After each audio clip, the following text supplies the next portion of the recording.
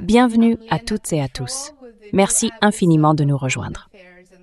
Je suis Lena Petrova et je vous présente un nouvel épisode de World Affairs in Context. Aujourd'hui, j'ai l'honneur d'accueillir le professeur Michael Hudson, un économiste de renom, professeur émérite de recherche en économie et auteur. D'ailleurs, je suis en train de lire l'un des ouvrages de Michael, intitulé Superimperialism, The Economic Strategy of American Empire. Ce livre est absolument fascinant. Je le recommande vivement, vraiment. N'hésitez pas à suivre Michael sur Patreon, ainsi que sur son site web, où il publie régulièrement de nouveaux articles et entretiens. Je mettrai les deux liens dans la description de la vidéo ci-dessous. Professeur Hudson, bienvenue à nouveau dans l'émission. C'est un vrai plaisir de vous revoir. C'est bon d'être de retour, Lena. Les événements des 2 derniers jours ont été absolument tragiques. L'attaque conjointe des États-Unis et d'Israël contre l'Iran en plein milieu des négociations a choqué le monde, surtout après que le ministre des Affaires étrangères d'Oman, qui servait de médiateur dans les pourparlers entre les États-Unis et l'Iran, a annoncé sur CBS Face the Nation que l'Iran avait proposé, je cite, une vérification complète et exhaustive de ses réserves d'uranium par l'Agence internationale de l'énergie atomique. C'est donc la 2e fois que les États-Unis frappent l'Iran pendant des négociations. Et de toute évidence, le monde observe cela et en conclut que les États-Unis ne sont pas dignes de confiance. Professeur, peut-être pour planter le décor, quelle est votre analyse des événements de ces dernières 48 heures et de ce qui a conduit à cette attaque?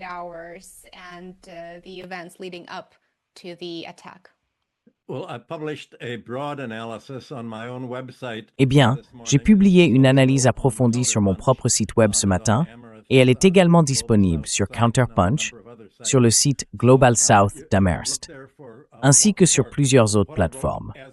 Vous pouvez y consulter ce que j'ai écrit hier soir à 17h, heure de New York. Mais tant de choses se sont passées depuis, notamment l'ouverture aujourd'hui des marchés étrangers. Ce n'est pas aussi extrême que je l'avais imaginé. L'attaque américaine contre l'Iran a des conséquences économiques et politiques mondiales si vastes que je pense qu'on peut la considérer comme le début officiel de la 3e guerre mondiale. C'est une guerre mondiale, car les répercussions de cette attaque vont affecter l'ensemble du commerce international du pétrole.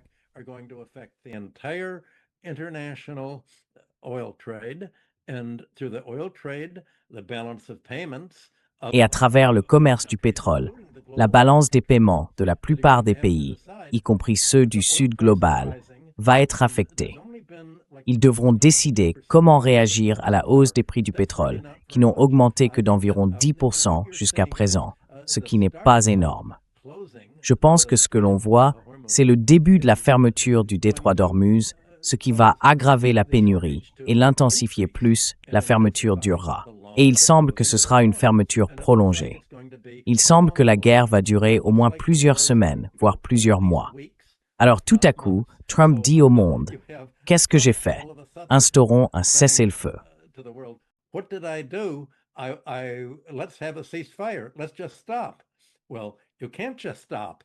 Arrêtons-nous simplement. Eh bien, on ne peut pas simplement s'arrêter et dire « D'accord, nous allons cesser de riposter contre Israël et contre les troupes américaines, alors que nous vous avions déjà prévenu. » L'Iran a donné au monde entier une explication très explicite de ce qu'il ferait s'il était attaqué. Et s'il était attaqué, surtout en tenant compte du bombardement de Khomeini, de la direction religieuse et des chefs militaires qui apparemment assistaient à la réunion bombardée. La seule façon de résoudre ce problème et d'éviter qu'il ne se reproduise chaque mois ou chaque semestre, c'est de retirer le contrôle américain du Moyen-Orient.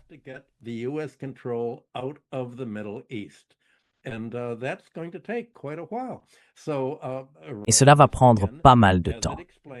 L'Iran a donc commencé, comme il l'a expliqué, par frapper des bases militaires américaines dans tout le Proche-Orient, y compris dans de nombreux pays arabes voisins. Je crois que 8 voisins arabes ont vu leurs bases militaires bombardées. Et le Koweït disait hier, d'un ton pitoyable, « Oh, pourquoi nous avoir bombardés? Nous ne vous avons rien fait. Et l'Iran a répondu, mais bien sûr que si. Vous abritez les bases militaires d'où décollent les bombardiers américains. Vous ne pensez pas que cela fait de vous une partie prenante. Si un pays héberge une base militaire américaine, il participe à la guerre américaine contre l'Iran. C'est assez évident.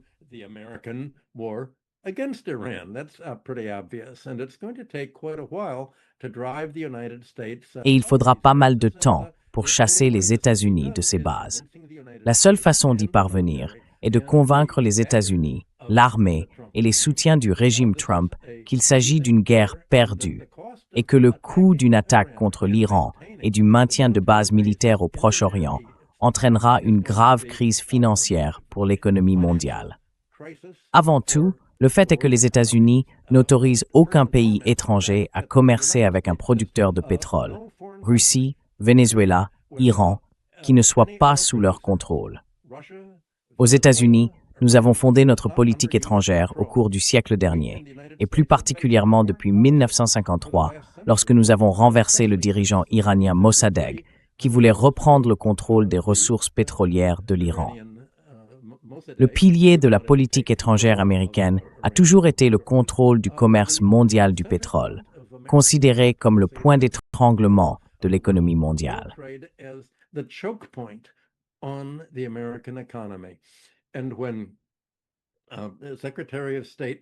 Et lorsque le secrétaire d'État Marco Rubio a prononcé un discours à Munich il y a un mois, il a déclaré qu'il s'agissait d'un combat pour le contrôle de la civilisation occidentale, pour les merveilleux bienfaits qu'elle a apportés au monde en civilisant les régions qu'elle a colonisées, l'Amérique latine, le Sud global et l'Afrique.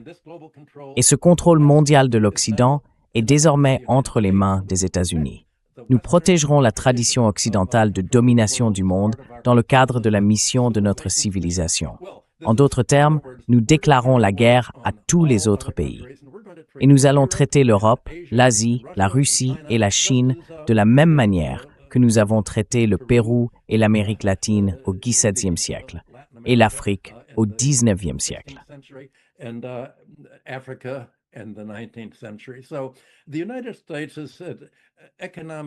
Ainsi, les États-Unis ont déclaré une guerre économique au reste du monde afin de tenter de maintenir leur contrôle.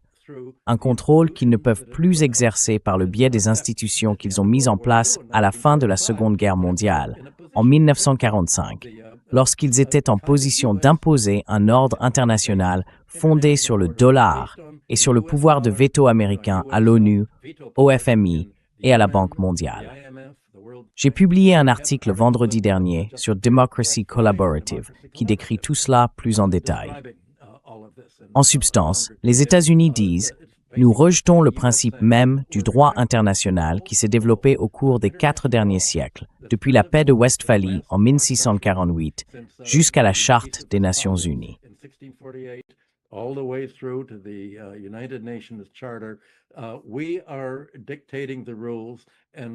Nous dictons les règles et nous rejetons toutes celles établies par d'autres pays. Et il y a eu un discours, je crois hier ou peut-être ce matin d'Agsef, disant que c'est une guerre pour tuer ceux qui ne se soumettent pas au contrôle des États-Unis. Je veux dire, je crois que c'est passé à la télévision, donc je ne suis pas sûr, je ne peux pas citer les détails maintenant, mais c'est une déclaration de guerre contre le monde. Et l'attaque contre l'Iran revient essentiellement à dire que nous continuons à contrôler le commerce du pétrole. Et nous savons que les prix vont augmenter parce que l'Iran a fait exactement ce qu'il avait dit qu'il ferait, fermer le détroit d'Ormuz. Mais nous voulons nous assurer que notre ennemi, la Russie, n'en tire aucun avantage. Nous voulons aussi nous assurer que l'Iran n'en profite pas non plus.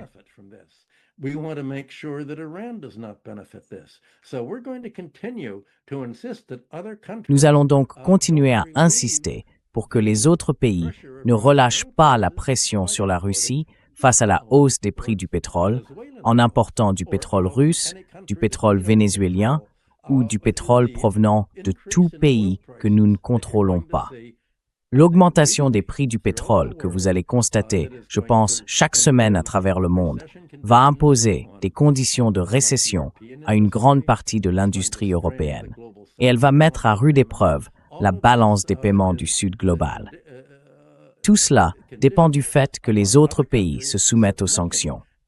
Les États-Unis disant « Vous devez commettre un suicide économique afin de maintenir notre contrôle, car nous sommes les seuls à vous protéger de l'Iran et de la tentative de la Russie de détruire vos économies. »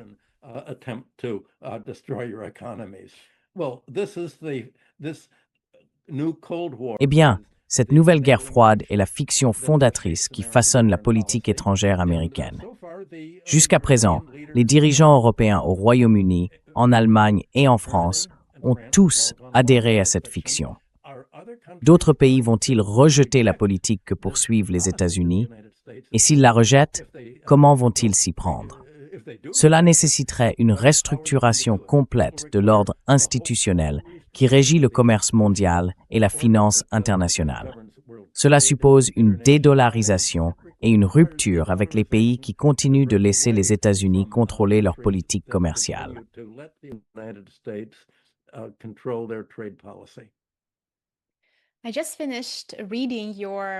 Je viens de terminer la lecture de votre récent article publié ce matin.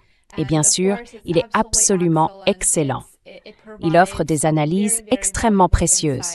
Et je mettrai également le lien pour nos spectateurs dans la description ci-dessous. Dans cet article, vous avez écrit quelque chose qui a vraiment attiré mon attention. Je vais citer une seule phrase ici pour nos spectateurs. Vous avez écrit, je cite, « Une résolution pacifique aurait empêché le plan à long terme des États-Unis visant à consolider et à militariser leur contrôle sur le pétrole du Moyen-Orient, sur son transport et sur l'investissement des revenus de ses exportations pétrolières, ainsi qu'à utiliser Israël et Al-Qaïda-Daesh comme armée cliente pour empêcher les pays producteurs de pétrole indépendants d'agir selon leurs propres intérêts souverains. »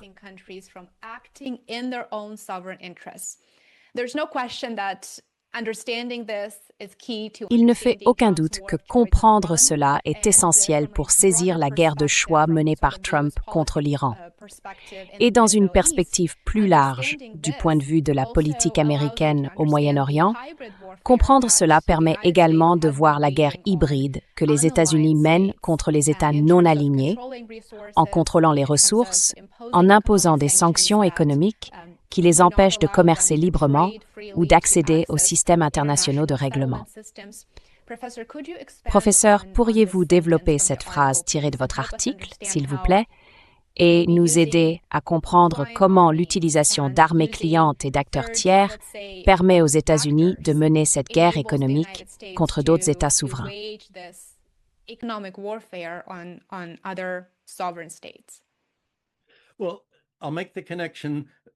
Eh bien, je vais établir le lien entre la question que vous venez de poser et la phrase que vous venez de mentionner.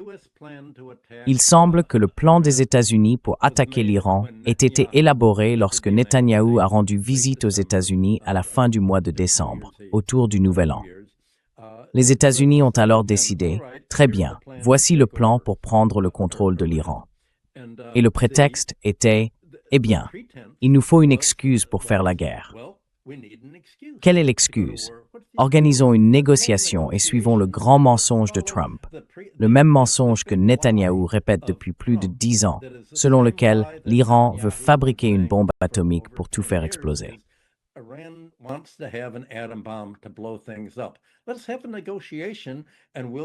Engageons une négociation et nous formulerons les exigences américaines envers l'Iran de manière si démesurée que, bien sûr, l'Iran dira non. Ensuite, nous dirons, vous voyez, l'Iran veut avoir la bombe atomique et représenter une menace pour le monde entier. Contrairement à Israël avec sa bombe atomique, à l'Amérique avec ses bombes atomiques et à l'Angleterre avec ses bombes atomiques, en disant qu'elle pourrait les donner à l'Ukraine pour les utiliser contre la Russie.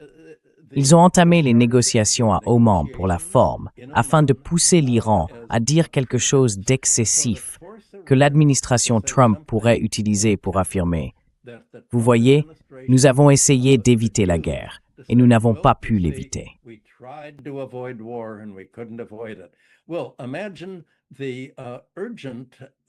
Eh bien, imaginez l'urgence que l'Amérique a ressentie lorsque le ministre omanais des Affaires étrangères a déclaré samedi que l'Iran avait en réalité accepté des contraintes auxquelles il ne s'était jamais soumis auparavant, simplement pour prouver qu'il n'a pas la capacité d'acquérir suffisamment d'uranium enrichi pour fabriquer une bombe atomique.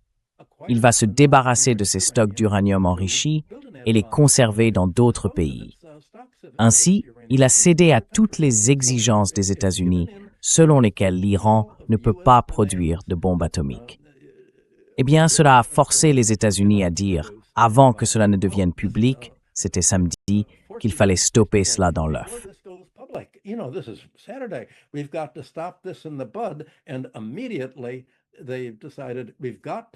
Et immédiatement, ils ont décidé, il faut bombarder maintenant, parce que les négociateurs iraniens, après la réunion qu'ils avaient eue à Oman, sont retournés pour déterminer quelle serait leur réponse officielle. Comment montrer au monde entier qu'ils étaient prêts à autoriser une inspection et une vérification absolue, infaillible, prouvant qu'ils ne pouvaient pas posséder de bombes atomiques. Avant que cela ne devienne public, les États-Unis devaient donc éliminer la direction, décapiter la direction iranienne. C'est l'un des éléments clés du manuel américain. Il faut décapiter la direction, car sans elle, le pays n'a plus de politique du tout. C'est pourquoi, en décembre dernier, ils ont tenté de tuer le président Poutine en bombardant sa résidence en Russie.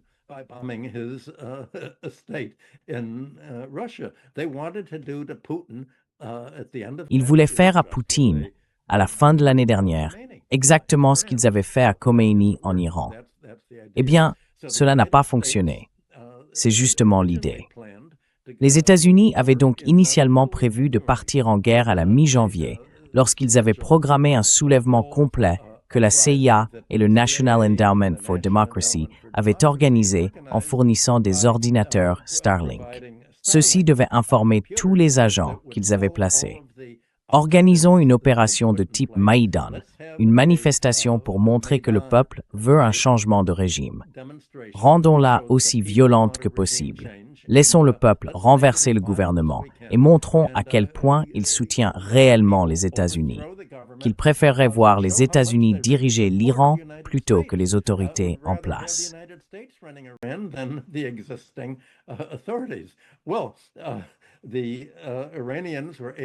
Eh bien, les Iraniens ont réussi à couper l'accès aux sites web qui utilisaient ces ordinateurs. Donc tout le plan américain a échoué. Ils n'ont pas pu faire à la mi-janvier ce qu'ils avaient prévu de faire. Alors maintenant, ils ont dit « Très bien, je suppose que nous allons bombarder l'Iran. » Et s'ils bombardent l'Iran, cela servira l'autre objectif de la politique et de la stratégie militaire des États-Unis. L'hypothèse est que si vous attaquez un pays, que vous le bombardez, en particulier sa direction, voire ses civils, le pays se ralliera à vous et dira « Oh, nous voulons un changement de régime. Nous voulons un régime qui soit une marionnette des États-Unis. Ainsi, vous ne le bombarderez plus, puisque ce sera votre régime que vous aurez pris en main. »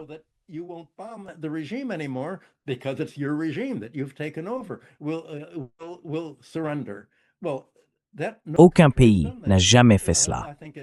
Je veux dire, pendant la Seconde Guerre mondiale, lorsque l'Allemagne a bombardé Londres, cela n'a pas poussé Londres à dire « Eh bien, nous abandonnons, nous ferions mieux de nous rendre. » Au contraire, cela a galvanisé l'opinion publique contre l'Allemagne. Et juste avant cela, lorsque les Alliés bombardaient les villes allemandes, de Hambourg jusqu'à Dresde, cela n'a fait que renforcer l'opposition allemande, en disant « Très bien, ces gens sont des animaux, nous devons riposter. » Eh bien, la même chose s'est produite en Iran. Quand on attaque l'Iran, surtout les États-Unis avec leur brillante CIA, ils se sont dit « Vous savez, beaucoup de femmes sont opposées aux règles islamiques concernant le port de vêtements spéciaux en public. Mettons vraiment les femmes de notre côté. De quoi les femmes se soucient-elles? De leurs enfants. Alors bombardons les écoles de filles.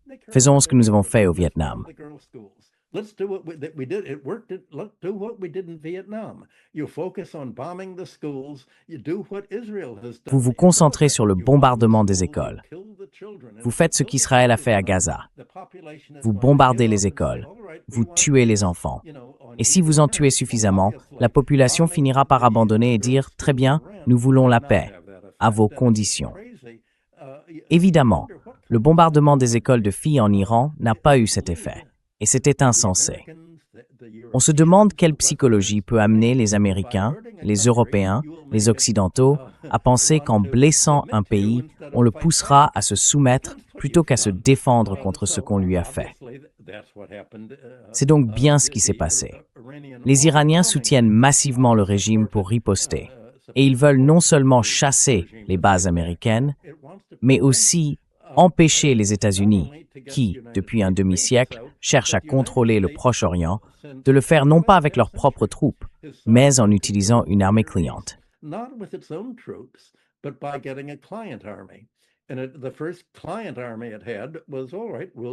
Et la première armée cliente qu'elle a eue était « Très bien, nous allons utiliser Israël comme notre agent d'exécution vis-à-vis des États du Proche-Orient. » Dans les années 1970, je travaillais avec le Hudson Institute et j'ai assisté à une réunion à l'aéroport avec Uzi Arad, qui est ensuite devenu le chef du Mossad et le conseiller de Netanyahou.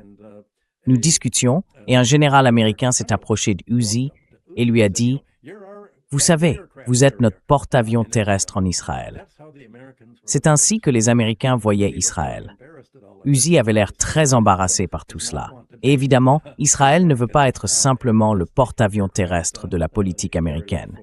Il veut que les États-Unis suivent sa propre ligne politique. Eh bien, les États-Unis ont ensuite obtenu une autre armée qu'ils ont utilisée en Irak, en Afghanistan, en Syrie, Al-Qaïda.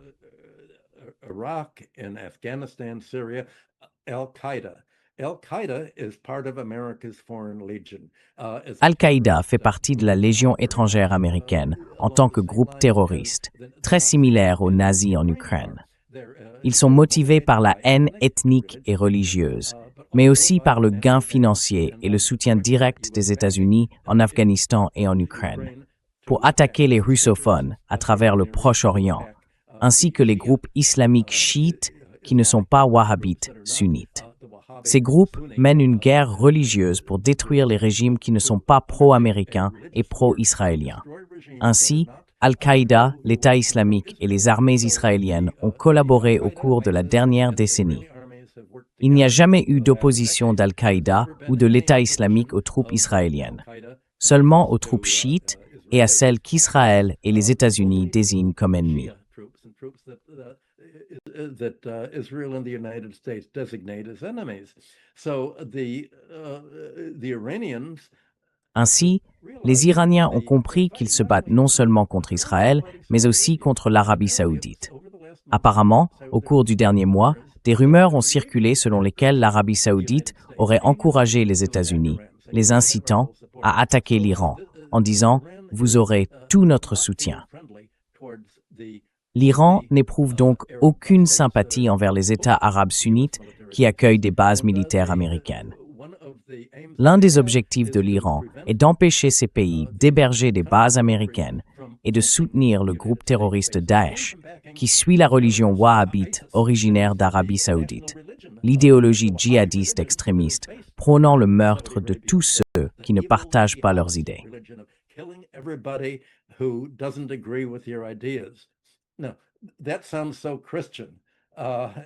Eh bien, cela semble tellement chrétien. Et c'est ce que l'Occident a fait pendant tant d'années. C'était l'esprit des croisades. C'était l'esprit du combat de Rome contre le christianisme orthodoxe oriental au XIe et XIIe siècle. Cela remonte très loin. Il faut que cela cesse. Ainsi, il ne s'agit pas seulement d'une guerre militaire, mais aussi d'une guerre religieuse. Elle a également un contexte politique. C'est militaire. Toutes ces dimensions sont liées entre elles dans la vision iranienne, selon laquelle le pays ne peut pas être indépendant. Apparemment, ce week-end, les États-Unis ont bombardé les oléoducs iraniens. Et la question est de savoir si l'Iran va bombarder l'oléoduc saoudien pour l'empêcher de devenir le grand bénéficiaire en récupérant les exportations de pétrole. Oil exports. 80% of Iran's oil 80% des exportations de pétrole de l'Iran étaient destinées à la Chine. Et que va faire la Chine maintenant? Eh bien, ce sera à l'Arabie saoudite et aux autres États arabes du Proche-Orient de décider s'ils veulent lui en vendre ou non. Et ils feront, encore une fois, ce que les États-Unis leur diront de faire, car les économies financières de l'Arabie saoudite, les milliers de milliards de dollars accumulés depuis 1975, lorsque les prix du pétrole ont doublé, étaient assortis de conditions. L'Arabie saoudite, le Koweït et les autres pays pétroliers se sont vus dire « Vous pouvez fixer le prix que vous voulez pour votre pétrole, mais vous devez placer vos bénéfices et vos rentes pétrolières en investissant aux États-Unis, de préférence dans des bons du Trésor. Vous pouvez acheter des obligations d'entreprise, vous pouvez acheter des actions américaines, mais vous ne pouvez pas contrôler de véritables sociétés américaines. Vous ne pouvez acheter que des titres financiers. »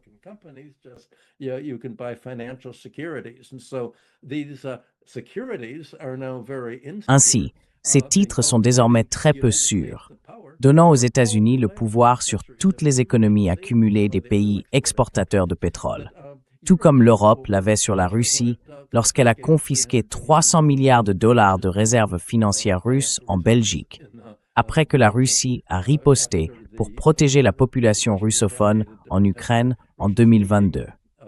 Tout cela est donc interconnecté. Les actions militaires et les sanctions commerciales sont les moyens internationaux de maintenir la dépendance étrangère au pétrole américain. Et tout cela est soutenu militairement.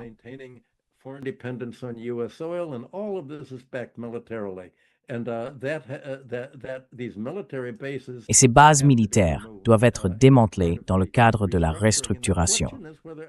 La question est de savoir si d'autres pays ne s'y intéressent pas. On pourrait penser que les consommateurs européens de pétrole, les pays des BRICS, les pays du Sud global, diraient « Oui, il est dans notre intérêt d'avoir la possibilité d'acheter du pétrole où nous le souhaitons. » Si nous ne dépendons pas des fournisseurs de pétrole contrôlés par les États-Unis, nous pouvons acheter du pétrole et du gaz russe à moindre coût, du pétrole vénézuélien, du pétrole ukrainien. Il y a largement assez de pétrole, mais les États-Unis créent une pénurie artificielle pour faire monter les prix, et cela ruine nos économies.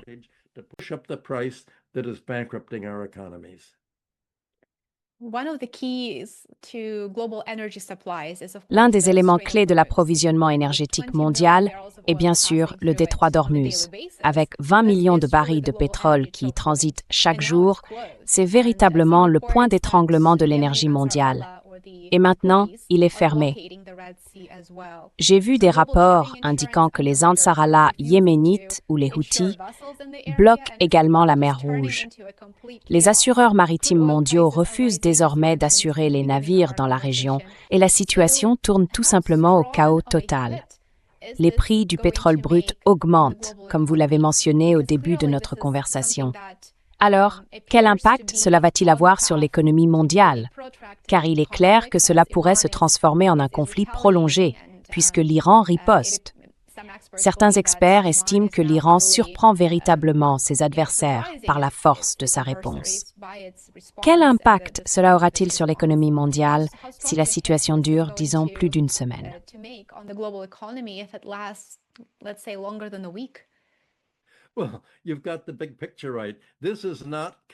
Eh bien, tu as raison sur la vue d'ensemble. Ce n'est pas encore le chaos.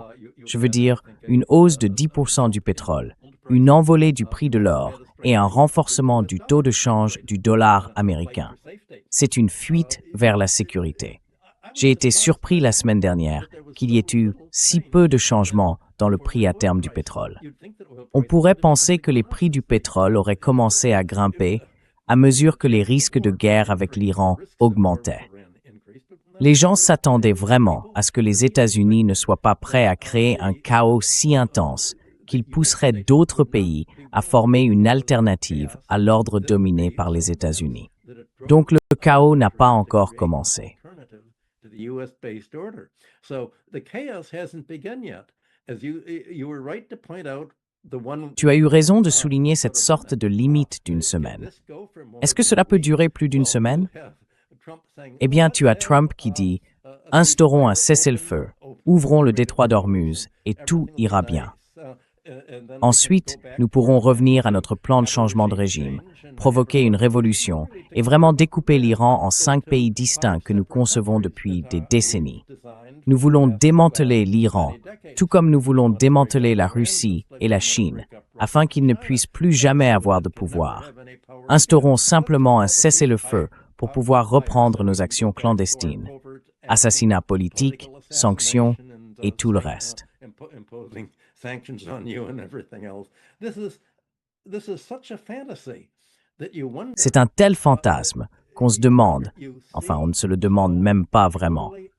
On voit simplement à quel point la presse grand public, les médias et les chaînes de télévision sont totalement sous contrôle, au point de ne pas aborder les sujets dont toi et moi parlons aujourd'hui.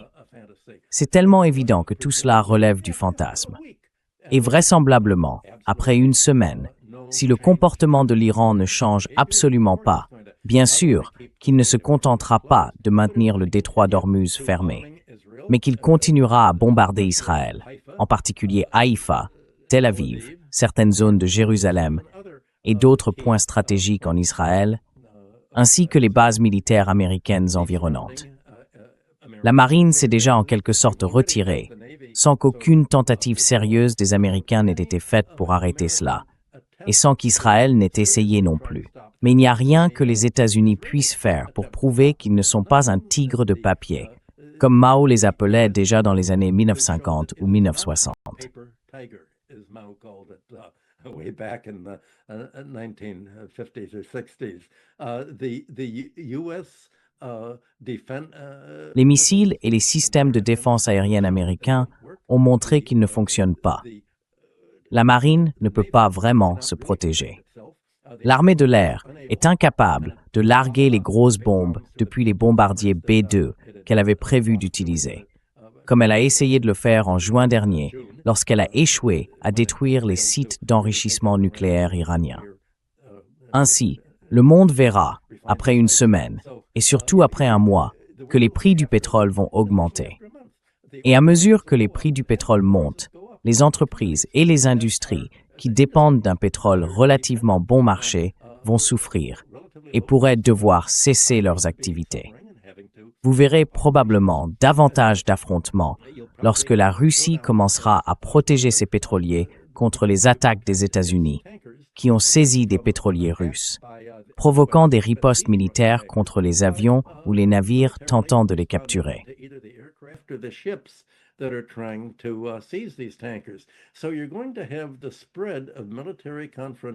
Donc, vous allez assister à l'expansion des confrontations militaires, avec des pays qui résistent au contrôle américain, ce qui s'accélérera non seulement au-delà de l'Iran, mais aussi vers la Russie, et je suppose la Chine également.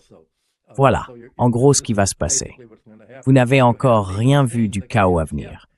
Et à mesure que le prix du pétrole augmente, comme je l'ai dit, les pays du Sud global vont devoir faire un choix. Allons-nous continuer à utiliser nos réserves de change, maintenant que nous devons payer beaucoup plus cher pour le pétrole, avec très peu de moyens restants, pour rembourser nos créanciers obligataires? Ou allons-nous tenter de sauver nos économies en subventionnant, en maintenant nos propres industries et populations à flot et en assurant notre propre approvisionnement énergétique?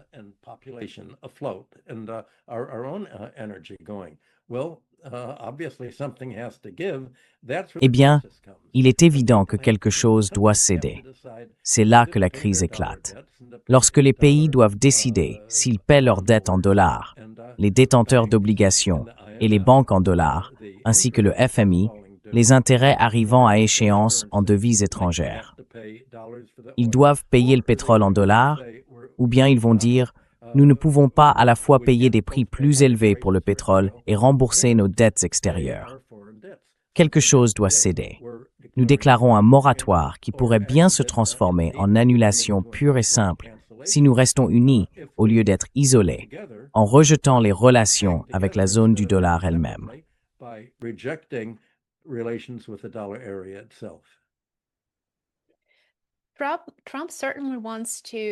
Trump veut certainement maintenir l'hégémonie du dollar des États-Unis.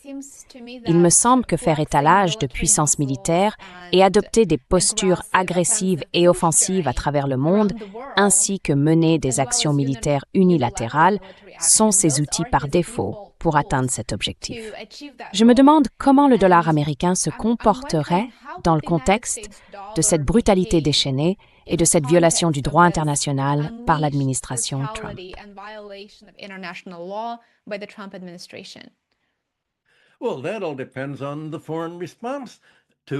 Eh bien, tout cela dépend de la réaction étrangère face à cette guerre américaine de choix. On pourrait l'appeler le brouillard de l'économie mondiale ou la guerre économique mondiale. Pour l'instant, nous ne savons pas quelle sera la réponse. D'autres pays diront-ils, c'est un moment critique, un changement de phase, et pour nous sauver de la domination américaine, par le commerce du pétrole, par le contrôle du système financier dollarisé, nous devons créer un ensemble d'institutions alternatives. Eh bien, ils disposent désormais d'une masse critique qui leur permet de le faire, en s'associant avec la Chine, la Russie et l'Iran comme noyau économique. Ils devront réorienter leur approche pour créer une institution qui sera une alternative, peut-être à l'Organisation des Nations Unies telle qu'elle est organisée aujourd'hui, avec le pouvoir de veto et le contrôle des États-Unis sur l'ONU. L'ONU, a déclaré le secrétaire général Guterres, sera en faillite d'ici août, car l'Amérique refuse de payer ses arriérés, et l'ONU pourrait devoir fermer son siège de New York.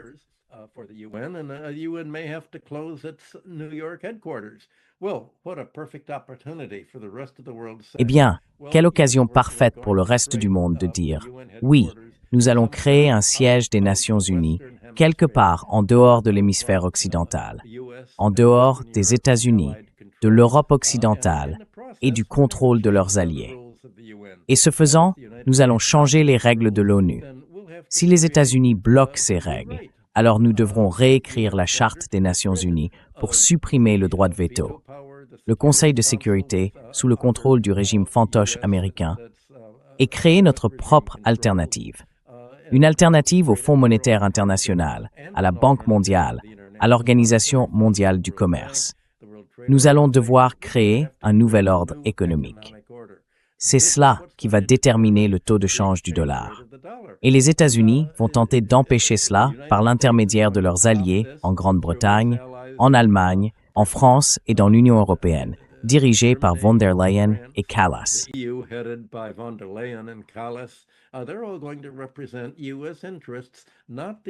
Ils vont tous représenter les intérêts des États-Unis et non ceux de leurs propres électeurs. Les électeurs américains s'opposent à la guerre en Iran. Les électeurs européens s'opposent à la guerre contre la Russie, qui a fait grimper tous leurs coûts de chauffage et provoqué du chômage dans de nombreux secteurs, de la chimie à la sidérurgie, dépendant des importations d'énergie. Soit il y aura une soumission étrangère à l'ordre américain et une reddition, auquel cas le dollar restera très fort et les États-Unis bénéficieront d'un avantage grâce à leur production nationale de pétrole à bas coût, tandis que d'autres pays seront privés d'accès au pétrole russe, vénézuélien et iranien. Soit il y aura une restructuration, un nouvel ordre économique international. C'est de cela qu'il s'agit.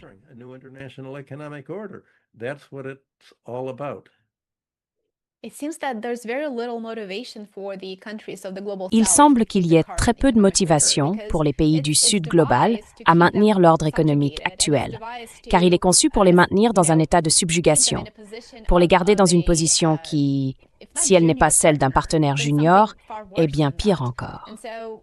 Alors selon vous, quelle motivation existe-t-il aujourd'hui?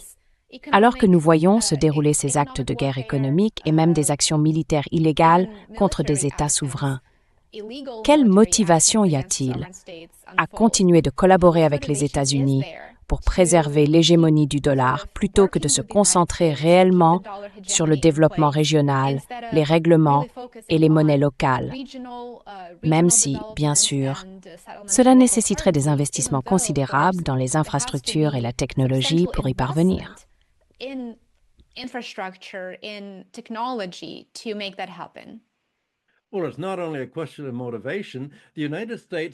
Eh bien, ce n'est pas seulement une question de motivation. Les États-Unis déplacent des terroristes d'Al-Qaïda et wahhabites à travers l'Afrique pour terroriser les régimes qui ne sont pas pro-européens ou pro-américains. Ainsi, le même terrorisme d'Al-Qaïda qui sévissait au Moyen-Orient s'est désormais étendu à l'Afrique. Et l'on voit des opérations de changement de régime et des ingérences politiques américaines dans l'ensemble du Sud global. La question est donc de savoir si les pays du Sud global seront capables de résister aux assassinats et aux attaques terroristes des États-Unis.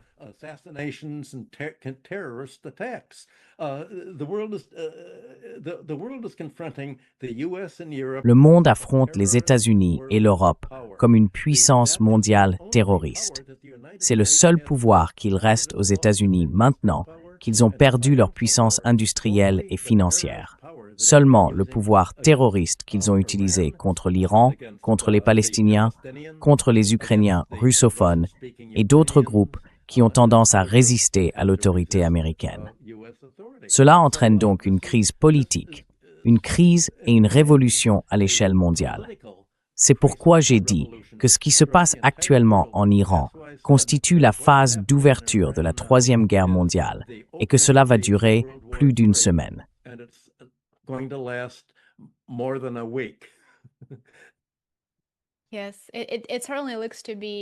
Oui, cela semble certainement devoir durer bien plus longtemps que ce que les États-Unis avaient peut-être prévu, car J.D. Vance a déclaré « Eh bien, cela va être, vous savez, comme les guerres précédentes au Moyen-Orient. Elles étaient toutes mauvaises, mais celle-ci sera courte et agréable. Et c'est assurément, au mieux, une erreur d'appréciation. » À présent, la guerre d'agression menée par les États-Unis et Israël, car c'est bien de cela qu'il s'agit, risque d'affaiblir l'ordre économique mondial centré sur les institutions occidentales, comme vous venez de le souligner. Et deux pays suivent de très près cette crise, la Chine et la Russie, et je m'attends à ce qu'ils en tirent les leçons et ajustent leur politique étrangère en conséquence.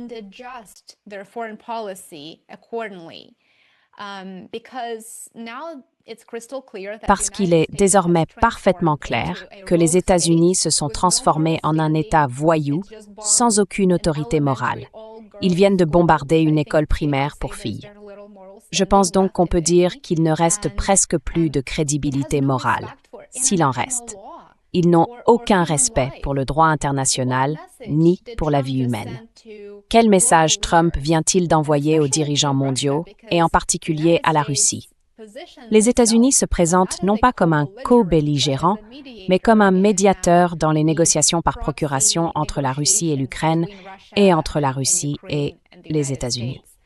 Alors, quel message pensez-vous que le président Vladimir Poutine perçoit ici qui pourrait orienter ses négociations avec l'administration Trump sur l'Ukraine à l'avenir?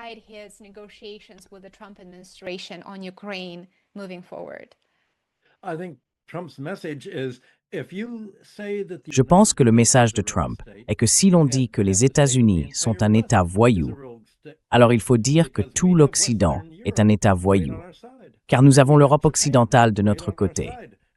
Nous avons le Japon de notre côté. Le Japon souhaite désormais posséder ses propres armes atomiques après la récente élection des nationalistes japonais. Donc si nous sommes un État voyou, il faut alors dire que la civilisation occidentale a été un État voyou, que nous avons pris une mauvaise direction. Cela lance donc véritablement un défi. Et la question est de savoir dans quelle mesure la Russie, la Chine et d'autres pays de la région, ses principaux partenaires commerciaux, vont comprendre qu'il ne s'agit pas d'une situation où une position intermédiaire est possible.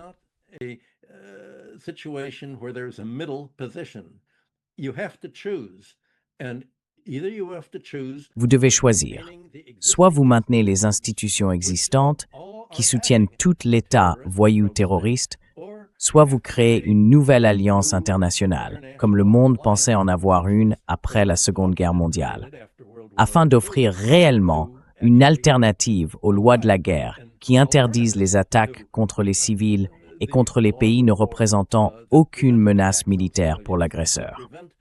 L'Iran ne représentait aucune menace militaire pour les États-Unis. L'Ukraine ne représentait aucune menace militaire pour les États-Unis.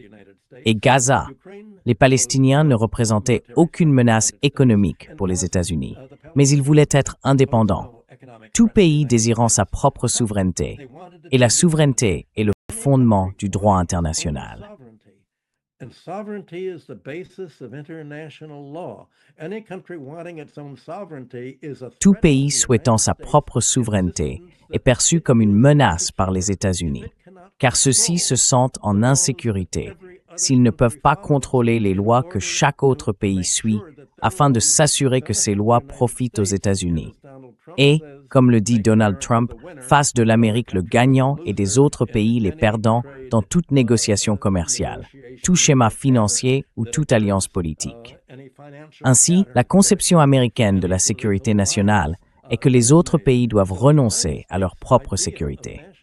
Et puisque leur sécurité constitue une menace pour le contrôle des États-Unis, c'est cela que signifie être un État voyou, et en réalité, une civilisation voyoute.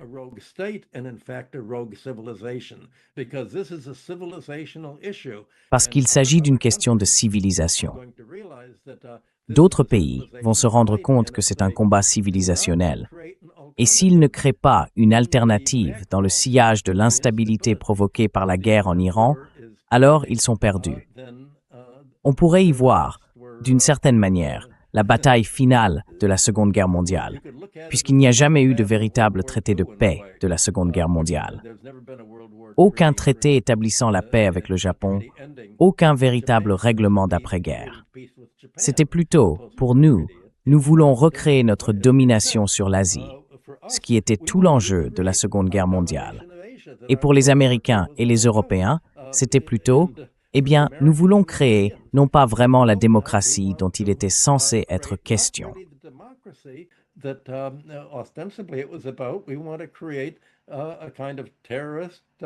Nous voulons créer une sorte de système terroriste, ce qu'on appelait autrefois le fascisme.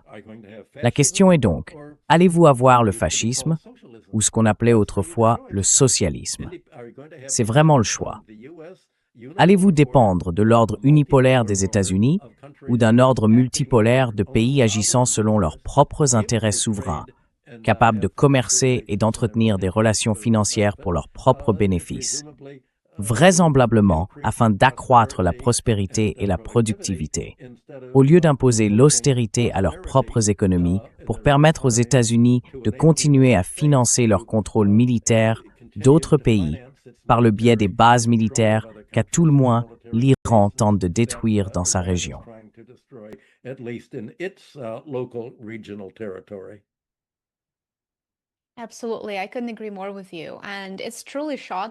Absolument. Je ne pourrais pas être plus d'accord avec toi. C'est vraiment choquant et très très tragique de voir les États-Unis se prétendre pro-paix, pro-démocratie, tout en imposant un blocus à Cuba, en fournissant des armes à l'OTAN pour les envoyer en Ukraine, en finançant la guerre par procuration en Ukraine et en déchaînant une violence brutale contre le peuple iranien. Et bien sûr, il y a toujours une violence extrême à Gaza et en Palestine. C'est vraiment choquant à voir. Et l'Afrique, on parle rarement de l'Afrique, mais il s'y passe énormément de choses.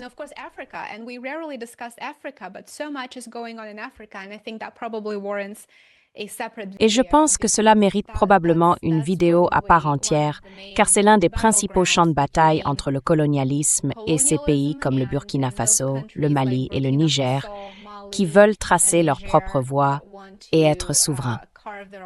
Professeur Hudson, ce fut un véritable plaisir et c'est toujours un plaisir de discuter avec vous. J'aimerais beaucoup poursuivre cette conversation. N'hésitez pas à suivre le professeur Hudson sur Patreon et à visiter son site web. Il est absolument excellent. Vous y trouverez une multitude d'informations de grande qualité, très pertinentes et très instructives. Professeur, merci infiniment d'avoir été avec nous et j'ai hâte de vous recevoir à nouveau dans l'émission. Eh bien, merci de m'avoir invité, Léna, et de poser ces questions très importantes.